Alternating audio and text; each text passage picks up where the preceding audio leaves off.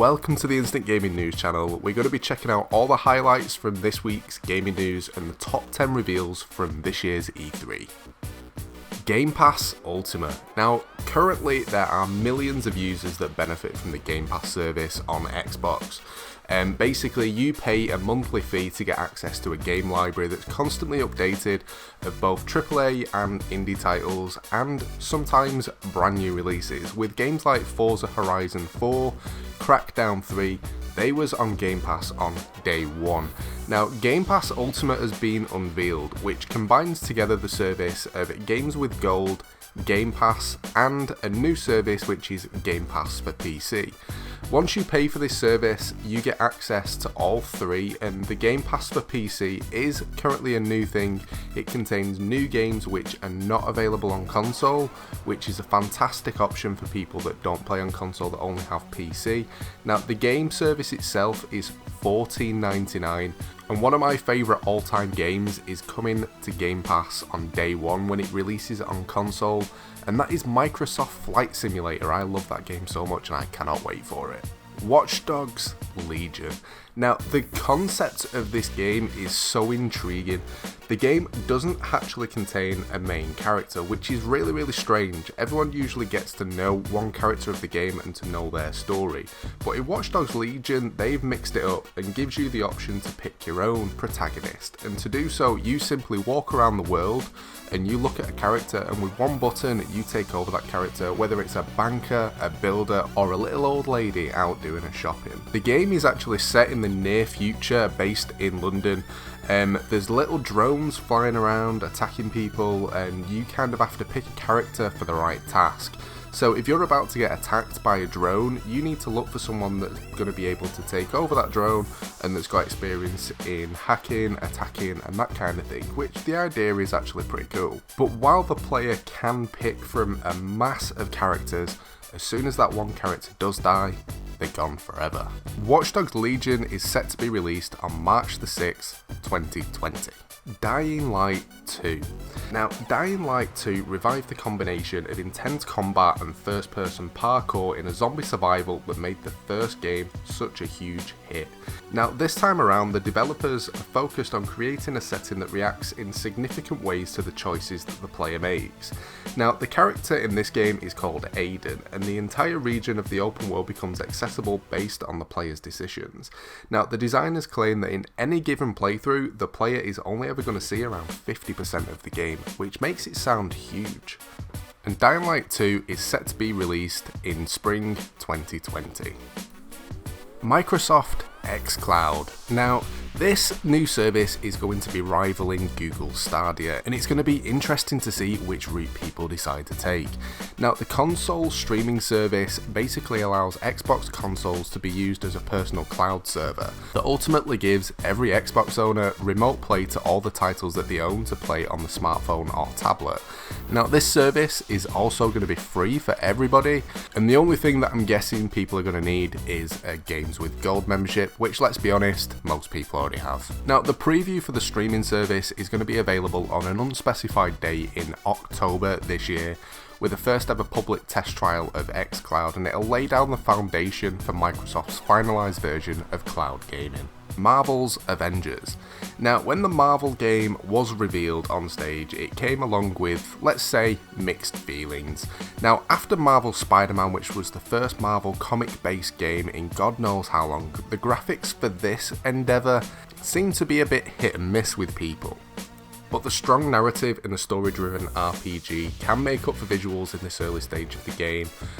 Plus, it's promised that it's just the beginning of a growing roster of heroes.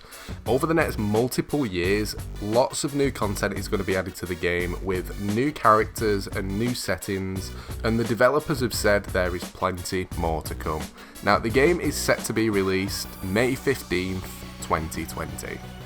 The Legend of Zelda: Link's Awakening, another high-profile remake or reimagined version of a classic game from a story franchise.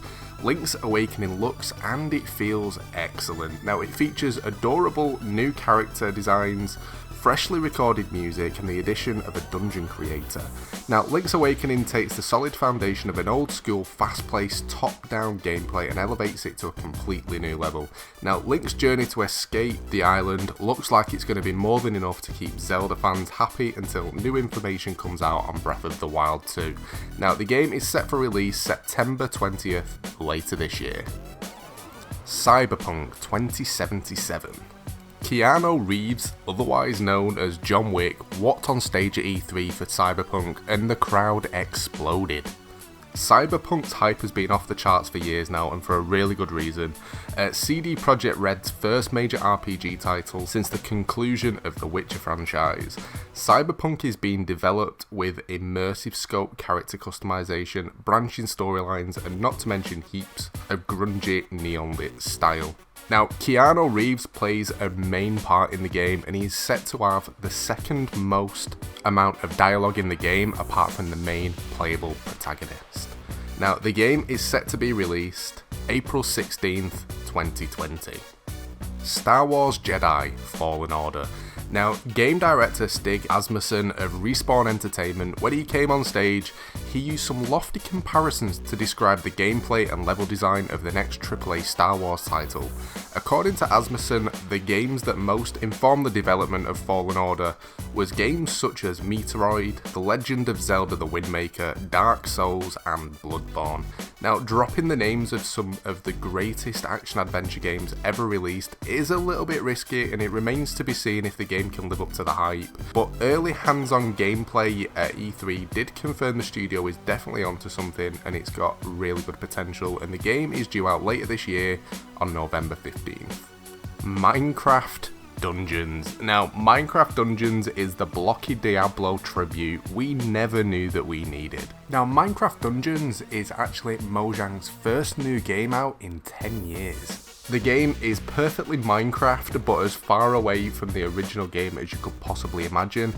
Still with all your favourite characters, creepers, golems, and all the same weapons, textures and graphics, and the game looks so charming, but with a completely fresh new take. The game's a dungeon crawler that ticks every single box from this kind of genre that you would expect.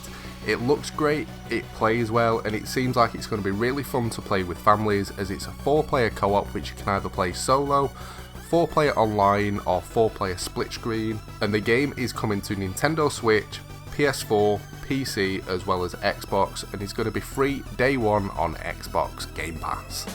The game is set to be released in spring 2020. But the biggest thing for me at E3 was the announcement of Project Gala. Now, towards the end of the conference, Microsoft released the first information on its upcoming next-gen console, Project Gala.